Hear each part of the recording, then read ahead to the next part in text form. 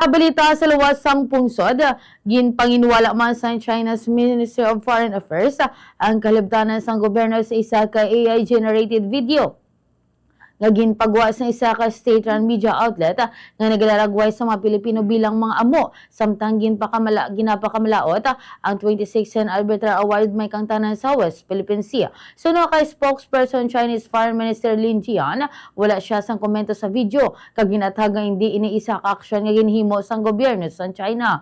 Apag ginsulit niya nga madugay na nga ginapanindugan sang Beijing ang hindi pagkilalahon ang 26th South China Sea arbitral ruling nga iya ginlaragway nga illegal kag wala sang pulosa. Samtang ginmenta na raman sang Pilipinas ang valid sang desisyon nga nagapamatuod nga ang malapad nga pag-angkon sa China sa ginabaisan nga kadagatan kulang sa legal nga basihan. Una na nga nagpangabay ang Department of Foreign Affairs o DFA sa state-run media outlet nga kuha ng video nga ginhimo sang AI social media.